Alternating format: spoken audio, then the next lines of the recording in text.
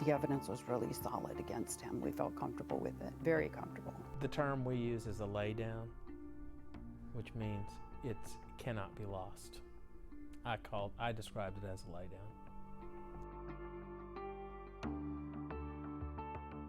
Because James Legate was on the scene, he was an easy man to put this on.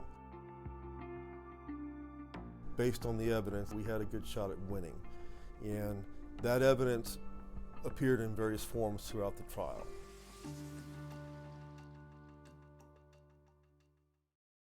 Eddie Garcia was gunned down in his office, known as San Antonio's Bingo King because he owned several halls in the city. Davidson says police have the wrong man. There is no physical evidence to link Legate to the murder except he was in the building and he ran. He didn't have gunpowder residue on his hands, no fingerprints were found, there is no motive.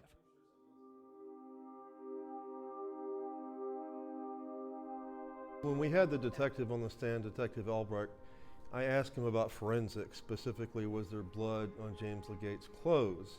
And he said, no, there was not. I then asked him about gunpowder residue, and he said there was no gunpowder residue. James Legate tested within hours clean. Nothing on his hands, nothing on his clothes. I asked him about fingerprints. He said there was no fingerprints. I said, so in general, there's no forensics connecting my client to this case. Is that correct? He said, that's correct. Well, I think it was the evidence that was found at the scene pointed us immediately to him. You don't have many murderers who leave their identification and personal belongings and car at the crime scene and are seen by multiple witnesses drinking just yards from the murder scene and are seen running from the murder right after the shots are fired. You don't see that ever. We also found things in his vehicle that we believed tied him to the offense. Some documents that were seized from Legate's car, and they showed that day after day he went to the crime scene and watched Eddie Garcia come and go, come and go, come and go, which other cars pulled into the parking lot. There's no other explanation for those documents and the surveillance that Legate was doing, except that he was looking for the right time to murder Eddie Garcia, and he found it. I examined the documents that were found in James Legate's car. The prosecutor's position was that these detailed the comings and goings of Eddie Garcia leading up to the murder. They didn't.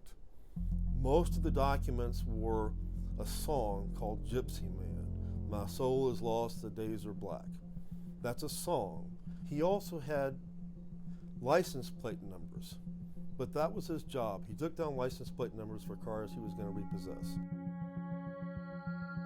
We didn't find any supporting information that he was there to repossess a car. What we do know is that Mr. Legate wasn't just by chance at that place. He knew several of Mr. Garcia's business partners, and he's connected to the murder weapon.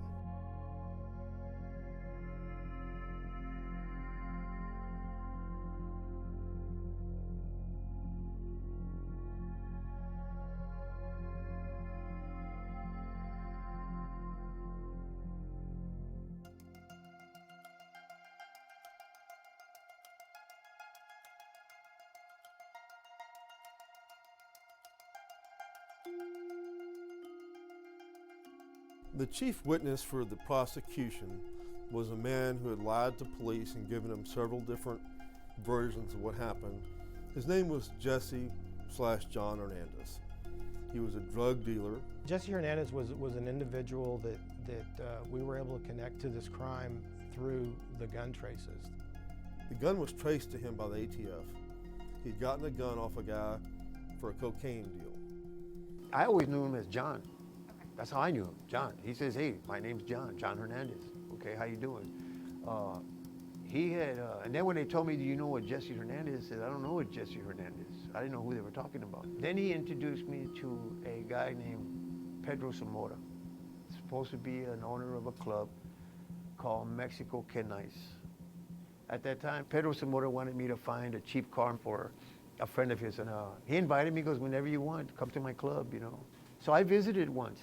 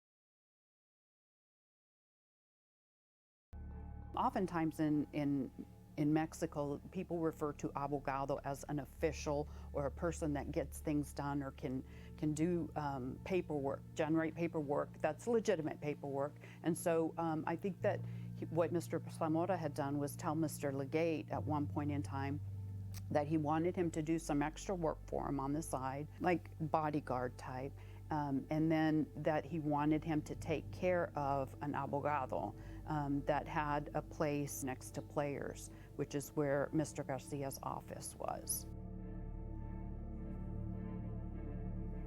I remember John Hernandez, who we talked to. In talking to him, I think he minimized his role in providing the murder weapon, just because it's kind of human nature to minimize your role when your role led to the death of somebody. But eventually, you know, he did testify, and what he said was simple and all we needed. I gave Legate the gun that was used to kill Mr. Garcia. It was that simple.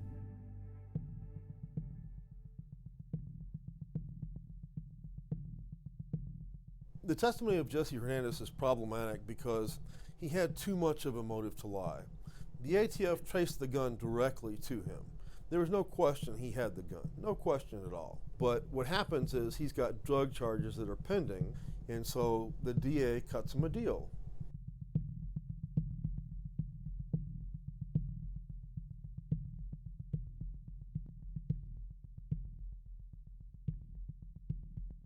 Jesse Hernandez was facing present drug charges during that trial. Second-degree felony drug charges carrying up to a 20-year sentence. And so Jesse Hernandez was a liar. He was somebody who was a well-known liar. He was facing drug charges that were subsequently dropped directly after his testimony. Jesse Hernandez, the greatest liar there is, because I've never in my life has done anything that Jesse Hernandez is talking about. For one, he has never given me a gun. Two, all this stuff that he's making up because they traced the gun to him. It doesn't make sense to me that James Legate would be a hitman for anybody. Hitmans can typically be paid very well. We don't have any proof that James Legate was paid anything. I do not know where Jesse Hernandez was the day of the murder. I know that there was many calls between him and Pedro Zamora the day of the murder, but I don't know where he was. We do know that Mr. Zamora apparently leaves town within a week of the murder. By the time we started hearing about him and any possible connection, he was gone by then.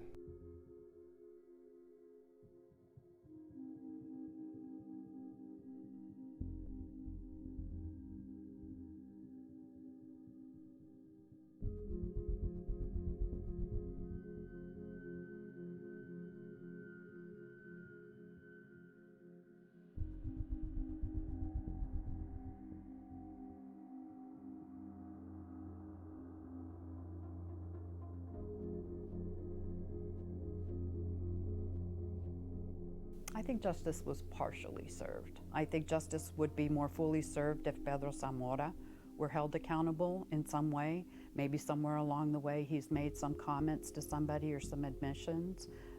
But I don't think Mr. Legate was in on it alone. I do believe that with regard to Mr. Legate, justice was served, but I think there are others that could be held accountable as well. Was justice completely served? No. The person who hired and set this in motion went free. The gunman didn't, but you take what you can get, and that's what we did. As I recall, the sentence was 99 years. I think that about fits the crime. Justice was served.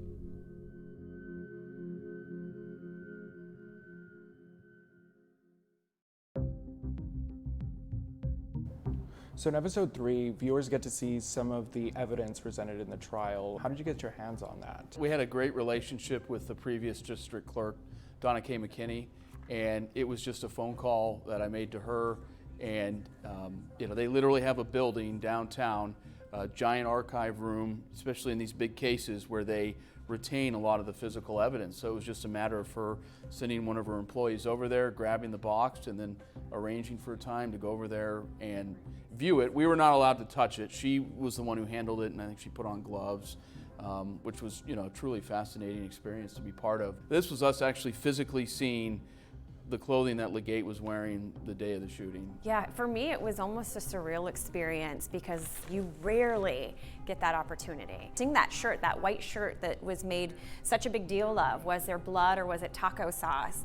And getting to see that in person 20 years later, the yellowing of it from being stored away for 20 years, the boots that he was wearing, with the dirt on them, the actual photocopy of the driver's license that was found in Eddie Garcia's office. Getting to see that up close and personal was really just kind of, for me, a surreal experience.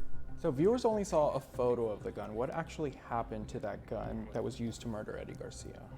We had access to physical evidence thanks to the district clerk's office, but they aren't able to hold firearms even if they've been disassembled. So the best we could do is color photos of it. Its whereabouts are unknown. We'll just kind of, I guess, never know. We don't know if it's destroyed or if it's just being held somewhere, but we were unable to find it for the purposes of this investigation.